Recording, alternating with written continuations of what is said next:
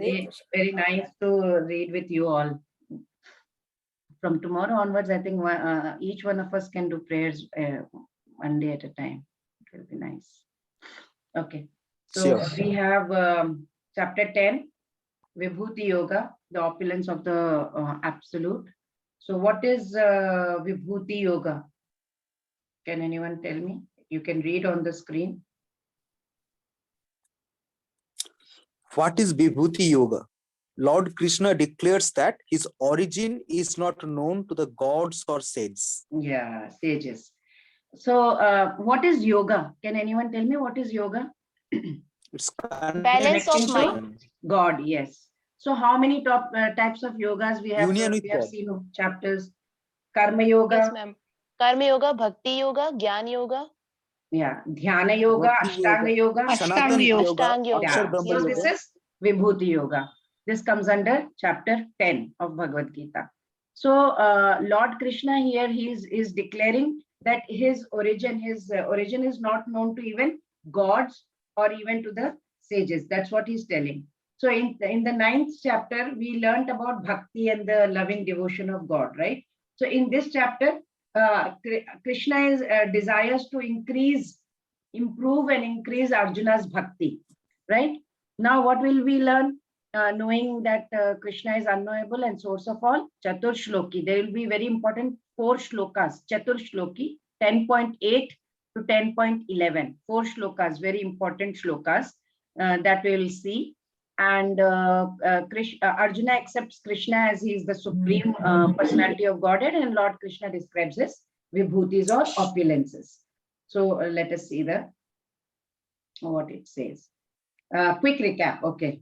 What are the things to be offered to Krishna? Yesterday we had this 9th chapter. We can offer something to Krishna. Flower, leaf, water with love and devotion. Yeah. Anybody knows the shloka by any chance? It's too difficult to remember the sloka. Patram pushpam phalam toyam yume bhaktya prayachati tadaham bhakta yupahrutam ashnami prayatatmanaha. So what can we offer? If one offers me with love and devotion a leaf, a flower, a fruit, or water, I will accept it. The only qualification, we have is to love and devotion. Yes, excellent, excellent. We just need to have love and devotion. You can give anything to God. That's it. So he is asking only for patram, pushpam, phalam, toyam. Toyam means water. Okay. Shri Bhagavan Vacha Bhuya Eva Mahabhavo Shrunu Me Paramam Vachaha Yatte Ham Priyamanaya Vakshami Takamyaya. The Supreme Lord said, "My dear friend, mighty armed Arjun, listen again to my supreme word, which I shall impart to you for your benefit and which will give you great joy." So he is source of everything. That is what he's saying, right? Again, like Parashar Muni had told before, Bhagavan. Again, it is like starting with Bhagwan. You know what Bhagwan has. I had explained before also. He had 6 opulences. Full strength, full fame, full wealth, full knowledge, full beauty, and absolute renunciation. That is Bhagavan, right? So while Krishna is present on the earth, he will completely display all the 6 opulences. In this word, you can see Priyamanaya. Priyamanaya means you are my beloved friend. So I am going to reveal this special knowledge to you. That's Priyamanaya. Priya means dear, right? So Lord is clearly telling Arjuna that because Arjun, you are dear to me, for this, for his benefit, he's going to discourse this, whatever is going to be told now. Name vidusura gana prabhavam namaharshayah ahamadirhi devanam maharshinam cha sarvashah. Neither the hosts of the demigods nor the great sages know my origin. For in every respect, I am the source of the demigods and the sages. No one knows. For example, a father will know, right? When at the birth and the life of his son, a father may know because he has seen it, he has witnessed it when he was born. But if you ask the son, can you tell about your father's birth and childhood? He has not seen it. So he won't know unless and until father will tell him, right? Similarly, same way, all the Devatas have come from Krishna. You ask Devatas, what about him? They won't know. Krishna knows. Krishna says, they don't know my origin because I am the source of demigods. How will they know? So God cannot be known by even the heavenly Devatas, right? As Krishna existed before them. And where do you water the tree? As I told you before, where do you water normally? Roots. So Roots. Krishna is the origin. So we have to pray to him, right? So can anyone tell me who is this in the picture? Who is sitting there? She is Devaki. Devaki. I think Very nice. Devaki. Can you identify any of the demigods here? Lord Shiva. Shiva. Yeah, Shiva is there. Lord Shiva is there. Lord Narad Brahma. Muni, Brahma, There. yes. Kartikeya. Yeah, so many are there, right? So Yes. yeah. Even in chapter 5, it said, Bhoktaram Yajñatapasam Sarvaloka Maheshwaram Sukrudam Sarvabhutanam Jnatva Mam Shanti Mrichati. He had told, I am Sarvaloka Maheshwaram. I am the top controller of everything. Well, it is said it's not wrong to worship Ganesha or Saraswati, goddess of learning, but indirectly we are worshipping Krishna only. So it's okay to worship any god, whatever helps you to move forward. It's Krishna doesn't say it's wrong or anything. He says you're indirectly worshipping me only, right? All the rivers are flowing from everywhere. Where does it join ultimately? To the ocean. Krishna. Yes. If all the rivers are flowing, they join in one place, that is ocean. So we are trying to do puja to any devta, any devi. Ultimately, it is going to go into the ocean. That's what he's trying to say. Yoma majamana dimcha vetti loka maheshwaram asammudha samartheshu sarva papaih pramuchyate. He who knows me as the Unborn, as the beginningless, as the Supreme Lord of all the worlds, he undiluted among men is freed from all sins. If God himself is going to give grace, going to bestow grace on somebody, then that fortunate soul will get to know him, right? If Krishna is known as son of Devaki, how can he be unborn? That is the question people may get, right? Because he was born to Devaki.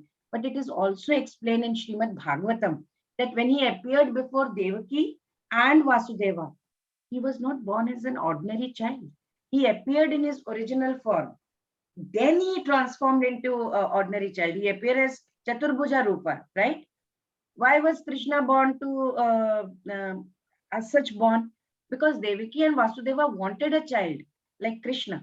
So Krishna came to give happiness to his devotees. Devaki Vasudeva prayed for a baby like Krishna, right? Krishna is everywhere. But he appeared for them to do his Leela. So all those who come to know God only come to know because he graces them. Otherwise, we won't know. We won't know, as such. Krishna is declaring, I am Loka Maheshwaram. He has told very clearly, I am the supreme controller. So he is the supreme enjoyer and he is our best friend. That's what he has declared. Maharishaya Sapta Purve Chatvaro Manavastata Madbhava Manasa Jata Yesham Loka Imaf Prajaha.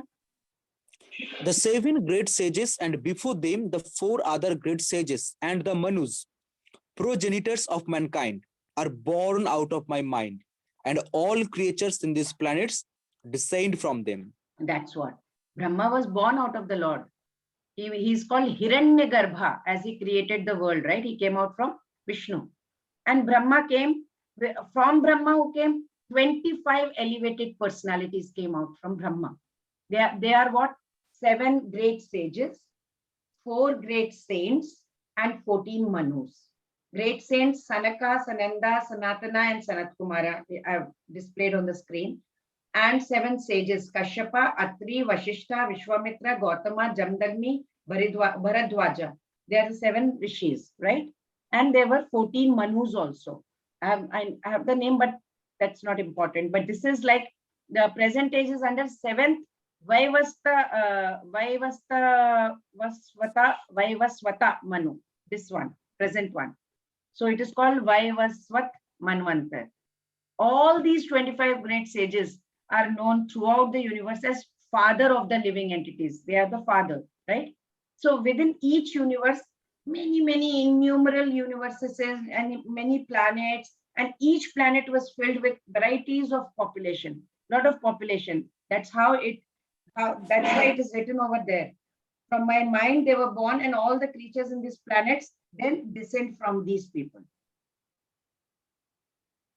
Etam vibhutim yogam cha mama yo veti tatvatah sovikampeena yogena yujyate natra samshayah. One who is factually convinced of this opulence and mystic power of mind engages in unalloyed devotional services. Of this, there is no doubt. No doubt at all. Unless and until you are convinced of different opulences of Krishna, you cannot engage in devotional service. You have to be, first you need to have faith, right? Generally, people do not know God is great. They do not know in detail how God is great, right? There is a direct relationship between knowledge and love or devotion. So let's say, for example, my sister gives me a black stone. Okay. I have no clue. I have no knowledge as to what it is. So naturally, I will have no love for it, no devotion for it. Next, she will say, you know what? I went to Badrinath and I got you this black stone. After gaining that knowledge, my love and respect for it increases, right? Little bit more. Oh, wow, Badrinath, that's a nice place. Huh? Vishnu temple is there. Then she says, you know what? It was worshipped by, let's say, Swami Krishna or Swami Mukunda. Immediately after knowing that, my love and respect will go many folds. So each time it is the knowledge that is increasing my love for the stone, right? As I'm getting the knowledge, oh, it was 500 years old. Oh, it is that stone. Wow. And then as soon as I'm getting the knowledge, my love is increasing. Similarly, proper knowledge of God will increase the devotion also. So Lord Krishna is telling over here, who becomes situated in the knowledge, naturally, they will be united with him through bhakti, because devotion will increase. As soon as we come to know about Krishna, devotion is going to increase. Now here starts Chatushloki, 4 shlokas, very important. Aham sarvasya prabhavo mattas sarvam pravartate iti matva bhajante mam buddha bhava samanvitaha. I am the source of all spiritual and material worlds. Everything emanates from me. The wise who knows this perfectly engage in my devotional service and worship me with all their hearts. These are Chatur Shlokes, 8, 9, 10, 11 shlokas, They are Bhagavad in Chatur Shloki Bhagavad Gita is called the essence of Bhagavad Gita. This is the essence. But why? Because in these 4 verses, Krishna shares the topmost knowledge and also reveals his heart. He's telling everything from his heart. So Krishna, through these verses, through these shlokas, he establishes that he is the Supreme Lord. His pure devotees are always absorbed in his meditation. So of these 4 verses, in the first verse, this one, 10.8, he explains why we should worship him. So why we should worship him? He begins the verse, Aham Sarvasya Prabhavo. What does it mean? I am the supreme ultimate truth.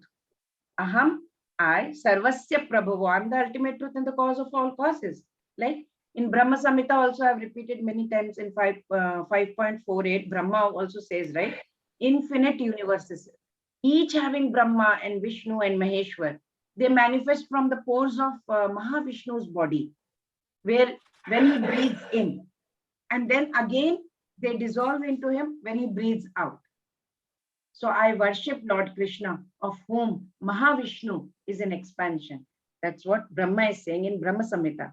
So now Lord Krishna goes on to explain how devotees worship him. Matchitta madgata prana bodhayantah parasparam kathayantascha mam nityam tushyanti cha ramanti cha.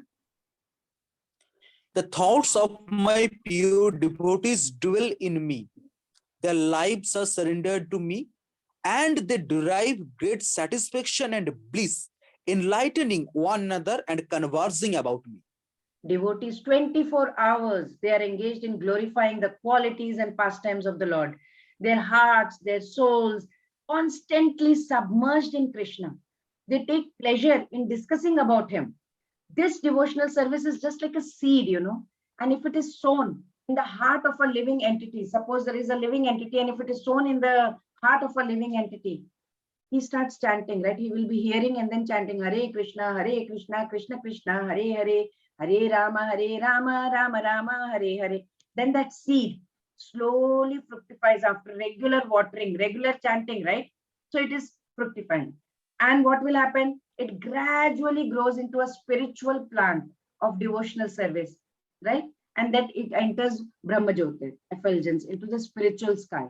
Then in spiritual sky also the plant is growing. The devotional plant I'm talking about, it's an analogy. So it grows more and more until reaches the highest planet, which is Goloka Vrindavan, right? And it is explained here that when the complete plant takes shelter of the Lord, fully absorbed, total, then he cannot even live for a moment without Lord, without even thinking about him, without it being in the contact with Krishna. Just how just a fish cannot live without water, right? That's what the position of a devotee becomes. So having described how his devotees worship him, how much faith and shraddha and how much love and devotion they show, Krishna now is going to explain how he responds to his devotees' activities. Till now, how devotees pray to him, now how he responds to his devotees. तेषां सततयुक्तानां भजतां प्रीतिपूर्वकं ददामि बुद्धियोगं तं येन मामुपयान्ति ते. To those who constantly devote and worship him with love, I give the understanding by which they can Mataji, come his to me. voice is breaking. Yeah, voice is breaking, Shubha Jyoti. Maybe you can check your mic once. Anybody else who can read? So Can you hear me? Shubha Jyoti can check his mic. To those who are constantly devout and worship me with love, I give the understanding by which they can come to me. 10.10. This verse, the word Buddhi Yogam. Buddhi Yogam is very significant. When one tries to go back home, back to Godhead, and takes fully Krishna consciousness in devotional service, his action is called Buddhi Yoga, right? In other words, what? By Buddhi Yoga is the process by which one can get out of this entanglement of cycle of life and birth and death. So what is the qualification? Qualification is that person should always be engaged in Krishna consciousness with love, with devotion. Render all kinds of services, whatever service you want to do. And you should perform some sort of work for Krishna. And that work should be with love, not otherwise. But if a devotee is not intelligent enough, suppose, to make progress on the path of self-realization, but is sincere, he is sincere, he is devoted, but is not able to move forward. So Krishna is going to give him a chance to progress and ultimately attain him. He is going to give chance to them also. Then Krishna goes on to tell about what happens if we receive his grace, Krishna's grace. तेषामेवानुकम्पार्थम् अहमज्ञानजं तमः नाशयाम्यात्मभावस्थो ज्ञानदीपेन भास्वत. Out of compassion for them, I, dwelling in their heart, destroy with the shining lamp of knowledge the darkness born of ignorance. 10.11. Okay. You need not read the number as such. Okay. Okay, sorry, ma'am. Due to the contamination of material association through many millions of birth, right? Our heart is covered with dust. So what is our ultimate goal?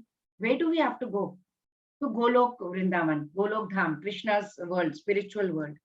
How to achieve it? Very simple. It can be attained by chanting. You can do devotional service. You can read Bhagavad Gita. Study Bhagavad Gita. So what will be the result of doing that? As soon as you are engaging in devotional service, constantly you're chanting Hare Krishna, the dust on the in the heart, it slowly it is gone. It clears. Then we are elevated to the platform of pure knowledge. Slowly the pure knowledge is coming in. Then what happens? The moment we surrender completely to Lord, He takes charge. He helps us to become completely free from all kinds of these materialistic endeavors, whatever we are having. Then what will do He do? He will hold our hand. Then He will pull us out of this cycle of birth and death. That's what He does. That's what He is going to do. Arjuna uvacha param brahma param dhama pavitram paramam bhavan purusham shashwatam divyam adidevam ajam vibhum ahustvam rishayas sarve devarishir naradastata asito devalo vyasaha swayam chaiva pravishime. Arjuna said, "You are the Supreme Personality of Godhead, the ultimate abode, and the purest, the absolute truth. You are the eternal, transcendental, original person, the unborn, the greatest." All the great sages, such as Narada, Asita, Devale, Vyasa, confirms this truth about you. And now you yourself are declaring it to me. So Arjuna, after hearing these 4 verses, he had heard Chatushloki, right? He heard these 4 shlokas of Bhagavad Gita in this chapter. He is completely free from all his doubts. Now he has no doubt. He has accepted Krishna as Supreme Personality of Godhead. No doubt at all now. Now he boldly declares, you are Parabrahma, Param Brahma, Param Dhama. So he says, you are Param Brahma now, Supreme Personality of Godhead. It's clear now. It is not that because Krishna is Arjuna's very good friend and that he is trying to, kind of flatter him. It's not like that. That is why he's not saying Param Brahma. No, not because of that he's calling him Param Brahma. He has realized it. Whatever Arjuna is saying in these 2 verses is confirmed by in Vedic and Vedic truth also. In Mundaka Upanishad, it confirms that Supreme Lord in whom everything is resting, He can be realized by those who are constantly thinking about Him. So the constantly thinking is called what? Smaranam. That's one of the devotional methods, right? It's one of the method of devotional service. So only when great authorities, great sages, when they testify, the knowledge, that's when the credibility is proven. If somebody great is telling, this is very good. Oh, okay, Sachin Tendulkar has said that. Okay, then that must be true. Or okay, Ambani said that. Okay, maybe. Oh, Prime Minister said that, then might be true. Or so and so sage told that. Okay, definitely that knowledge might be true. Simply when the sages are proving it, that means that is true. Thus, Arjun is quoting these names of these sages. He says Narad, Asit, Deval, Vyasamuni. They have declared Krishna as the supreme divine personality and the cause of all causes. Asito Devalo Vyasaha Swayam Chaiva Bravishime. He's saying all these have declared. So definitely this is also the proof, the evidence. Now here Bhagavan is defined, what is Bhagavan defined as? We'll see. First we'll see the shloka. Sarvame tadritam manye yanmam vadasi keshava naite Bhagavan vyaktim vidur devana danavaha. O Krishna, I totally accept as truth all that you have told me. Neither the gods or demons, O Lord, know the personality. So listening to Lord Krishna's divine opulences, in brief, he wants to hear more. His thirst is growing. I want to hear more. I want to hear more. Now he wants him to describe his glories by using the word, Swayameva atmanatmanam vethatvam purushottama bhuta bhavana bhutesha deva deva jagatpate. Indeed, you alone know yourself by your own potenance, O origin of all, Lord of all beginnings, God of gods, O supreme person, Lord of the universe. He is using the word Vetha. Vethatvam means Arjun is saying whatever Krishna has said to him from like 7th chapter, 8th chapter, 9th chapter, everything holds true. Now that's what Arjuna is saying. So Arjuna is confirming that persons like who are faithless or demonic nature, they will not understand Krishna. He's not even known to by demigods completely, right? So what to speak about any origin normal scholar or common person in this modern world? He's addressing Krishna as Bhagavan. So again, Bhagavan has been defined in Devi Bhagavad Puran in following manner: Ashwarasya samagrasya वीर्यस्य यशः श्रियः ज्ञान वैराग्यस्योश्चैव शना भाग इति गण. So what He does that it mean? He that possesses the attributes of sovereignty, potency, fame, wealth, knowledge, and renunciation is known as Bhagwan, Vishnu Puran. That is from Vishnu Puran. That's what he has said. Ashwarasya, Ashwarya, Samagrasya, Dharmasya, Yashaha, Shriyaha, Jnana, Vairagyosh, Chaiva, Shanna Bhaga Itingana. So this is what he has told, that he is having all the kinds of opulences of Bhagwan, right? So in Bhagavad Gita, it's a statement of Krishna, and it's what it should be understood from Krishna as Arjuna understood it. It should not be received from any atheistic person. That's what they're saying over here, right? So, like Brahmeti, Paramatmeti, Bhagavaniti, Shabdyate means what? He's Brahman, he is localized Paramatma, and he is personality of Godhead. That is why Arjuna is addressing him as Purushottam, Purush Uttam, the supreme personality of Godhead. Yet we may still not understand that Krishna is the father of all living entities. So that is why Arjuna has very clearly said, Bhuta Bhavana, he is the father. Bhuta Bhavana means father of all living entities. Even if one comes to know that he is father, still we may not know that he may be a supreme controller or not. That is why he has addressed him. Bhutesha means supreme controller. Okay, even if one knows that, okay, he is the supreme controller, still one may not know that he is the origin of demigods. So he has addressed him as Deva Deva, means Devaki Deva, worshipping, God of all demigods.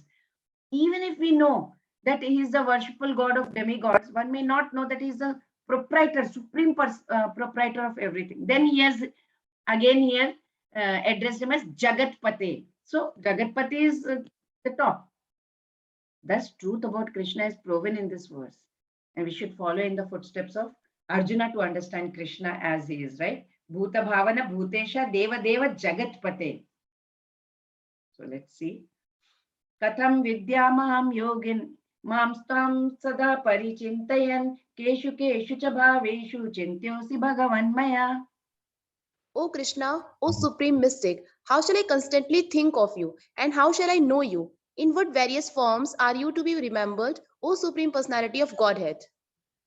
So he's saying Arjuna has understood that Krishna is Bhagavan.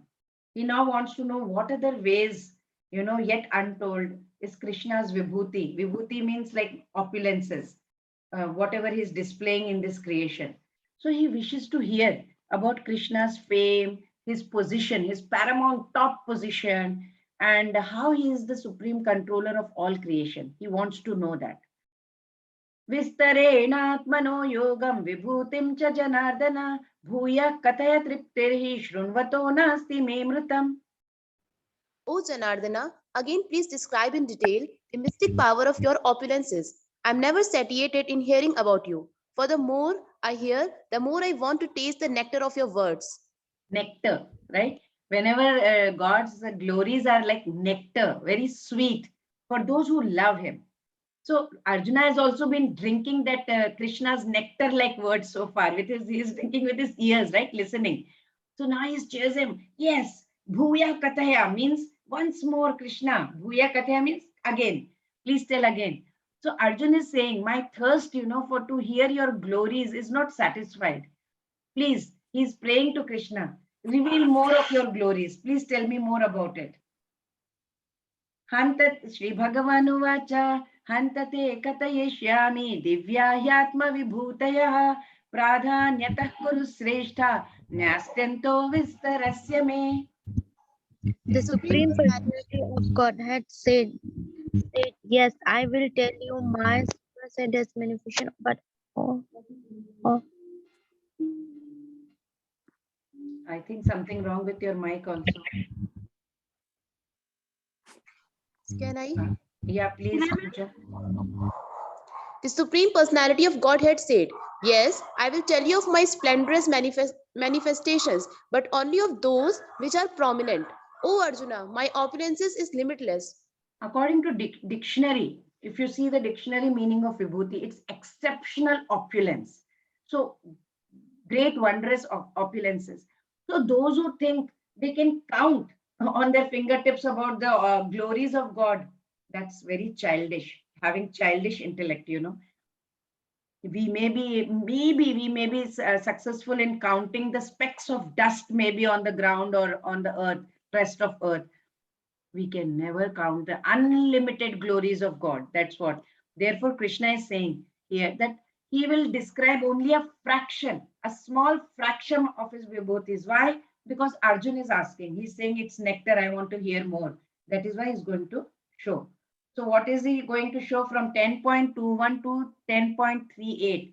These shlokas. In these shlokas, he is going to tell, like, he is the among the Adityas, he is Vishnu. Among the light, he is the sun. From Puranas, you know, we learned that sage Kashyap had two wives, Aditi and Diti. From his first wife, Aditi, he had many heavenly personalities. Lord Krishna states that among the Adityas, 12 sons of Aditi, Vishnu, in form of Vamna, reveals his opulence. At night, when all the lamps with the all the stars in the sky and the moon are together, not sufficient, it's still very dark, but as soon as the sun rises, the night is gone, right? That's the power of the sun. And he says, I am the sun. Among the light, I am the sun. So Puranas further say the sage Kashyap, he also had fathered demons from his wife, second wife, Diti. So apart from the Daitya, she desired to have a son, you know, who's more powerful than Indra, king of the heavenly god. So when she had the baby in her womb for a year, Indra was then used his thunderbolt, Vajra, to go and split the fetus into pieces. It turned into many pieces that time. They became the Maruts, 49 kinds of wind, W-I-N-D, wind, that flow in the universe. So the chief wind was called Parivaha, and his name was Marichi. So among the Maruts means wind. He is Marichi. Among stars, he is the moon. Among Vedas, he is the Samaveda. In any day you want details, I have all the details, but right now we have to just read it. What is he? So Pooja, you can read. Among Vedas, he is Samaveda. Among Okay, demigods, you can read like among demigods, he is Indra. okay, ma'am. Among senses, he is mind. Among living beings, he is life. He is life force. Among Rudras, he is Lord Shiva. Among Yakshas and Rakshas, he is Kuvera. Among priests, he is Brahaspati. Among generals, he is Iskanda. Among bodies of water, he is ocean. Among sages, he is Bhrigu. Among vibrations, he is Om. Among chanting of holy name, he is sacrifices. Among immovable things, he is Himalaya. Among the trees, he is holy fig Ashwatha. Ashwatha. Among trees, he is holy fig Ashwatha. Among the sages of demigods, he is Narada. Among the singers of demigod, he is Chitraratha. Chitraratha. Among the perfected beings, he is Kapila. Among the horses, he is Ucheshava. Among the lordly elephants, he is Airavata. Yes, continue. Among the men, he is Monarch. Among the weapons, he is Vajra. Among the cows, he is Surbhi. Among the Procreators. procreators, he is Cupid. Among the serpents, he is Vasuki. Among the snakes, he is Ananta. Among the aquatic deities, he is Varuna. Among the departed ancestors, he is Aryama. Among the dispenser of law, he is Yama. Among the deities, demons, he is Prahlada. Among Subdrup, he is time. Among beasts, he is lion. Among the birds, he is Garud. Among the purifier, he is wind. Among the wielders of weapon, he is Rama. Among the fishes, he is shark. Among the flowing rivers, he is Ganga. Among the creations, he is the beginning, end, and also middle. Among the signs, he is spiritual science of the self. Among the Logicians. logicians, he is conclusive truth. Among the letters, he is A.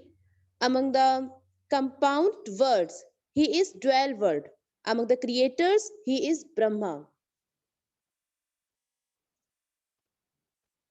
He is all devouring death and generator of all things yet to be. Among women, he is fame, fortune, speech, memory, intelligence, faithfulness, and patience. Among hymns, he is Bhrat Sama. Among poetry, he is Gayatri Mantra. Among the months, he is Margshirsh. Among the seasons, he is spring. Among the cheats, he is gambling. Among splendid, he is splendor. He is the victory, he is the adventure. He is among the strong, he is the strength. Among descendants of Vrishni, he is Vasudeva. Among the Pandavas, he is Arjuna. Among the sages, he is Vyasa. Among the thinkers, he is Ushana. Among the punishments, he is the rod of chastisement. Among the victory seekers, he is morality. Among the secrets, he is silence. And among the wise, he is wisdom. He is giving all the opulences that he have, because from this, all these shlokas, so we are trying to put it in a table so that we know his opulences as such. Yachapi sarvabhutanam bijam tadaham arjuna na tadasti vina yatsyat anmaya bhuta characharam. Furthermore, O Arjuna, I am the generating seed of all existence. There is no being, moving or non-moving, that can exist without me. Yeah, everything has a cause. Everything is a cause, and that cause or seed of manifestation is Krishna. Everything, for everything. Without Krishna's energy, nothing will exist. So therefore, that is why he is called omnipotent, means all powerful. He is all powerful. Without him, nothing will exist. So without his power, without his potency, nothing can move, or nothing movable or immovable can exist also. So here I read somewhere, living beings are born in 4 ways. One is from the egg, right? Anda. They are born out of eggs, like birds, snakes, lizards, right? Then there is something called Jarayuj. They are born from Jara. Jara means womb, like humans, cows, mammals, right? Dogs, cats.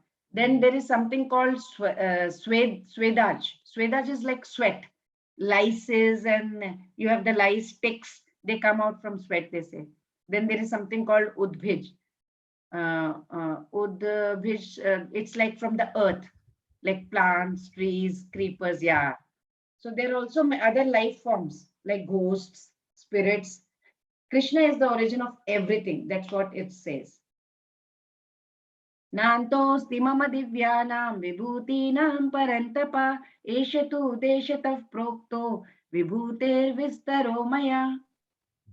O mighty conqueror of enemies, there is no end to my divine manifestations. What I have spoken to you is but a mere indications of my infinite opulences. Yes, infinite opulences. He has just spoken fraction of it. He has told Arjuna. So Lord Krishna is concluding the topic of opulences. I have told my vibhutis to you. From verse 21 to verse 38, I have been telling you about all my vibhutis. I am this. Among this, I am the sun. Among this, I am the shark. Among this, I am the Himalayas. So everything I have been telling you, nothing can exist without me. That's what he has described. He said infinite opulences. So Krishna is now saying that he has spoken only one portion. Udeshata, Vibhuter Vistaromaya, Eshat Udeshataf Prokto means little bit. I have told you only little bit. One of the breadth of the topic. Vistara means topic, small topic Out of the whole big thing, I've told you little bit only. So then we get this question in the mind. If everything is the opulence of God, then what is the need of mentioning some of these, right? The answer is Arjuna had asked, right? Arjuna asked Lord Krishna that how he should think of him. I want to think about you. So how I should think about you? Please tell me. That is why he told some of his glories, because Arjuna asked. So mind is naturally drawn to specialities, like, right? When and Lord has revealed some of his specialities among so many. Like for example, you see this Amul hoarding. I got it. This Amul hoarding. Whenever I used to go around on the road, I would see something different. Every time they would put something funny. Like here he says, he came, he saw, he conquered. That saw spelling you can see. This was when Sachin Tendulkar had scored 100 runs. Saw means 100, right? So Amul, taste of butter. Every time I would look at the hoarding and I would remember, oh, Amul. Amul's hoardings are so interesting. It's so funny to read. So whenever you see that, you remember Amul butter, right? Or a paint company in India, they would advertise like, whenever you see colors, think of me, think of us, like that. So in this case, it is like Krishna is saying, whenever you see anything, display of glory anywhere, oh wow, think of me. Look at the mountain, oh wow, Krishna. Think and look at the cloud, oh wow, that's so nice in the sky, Krishna. Look at the beautiful scenery, Krishna. Beautiful ocean, Krishna. So anything glorious you see, think of me. So the example that I could think of was like whenever you see something like hoarding Amul, but oh, Amul Butter's hoarding, like that. Okay. Yad yad vibhuti matsatvam shri madurjitamev va tattadevavagachatvam mama tejomsha sambhavam.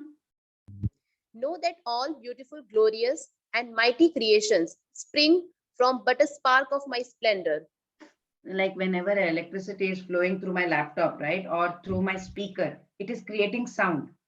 But one who does not know the principle behind it or how it works, we think, oh wow, sound is coming from speaker itself. Wow, right?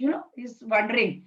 Similarly, when we see extraordinary splendor anywhere, it catches our imagination and it infuses so much of happiness. Oh wow, so beautiful, such nice snowfall. We should know that it is glory of God. So he is complete, infinite reservoir of energy, of beauty, of glory, of power, of knowledge, all the opulences, right? So we must always remember him like that. Athava bahunaitina kim gyatena tavarjuna vishtabhyahamidam kritsnam ekamshena sthito jagat. But what need is there, Arjuna, for all these detailed knowledge? With a single fragment of myself, I pervade and support this entire universe. Lord is telling Arjuna now, he should know that all these things are existing due to Krishna's entering into the as super soul, right? From Brahma, the most gigantic entity, on down to the smallest ant, all are existing because Lord has entered into all of them, and He is the one who is sustaining us. Krishna is saying, entire creation of unlimited universes is held within the fraction of this being. We may get this question, why is Krishna, referring that it is fraction of his being here? Reason is there that entire material creation consisting of unlimited universe is only 1/4 of God's entire manifestation. This whole thing that we are seeing, just 1/4.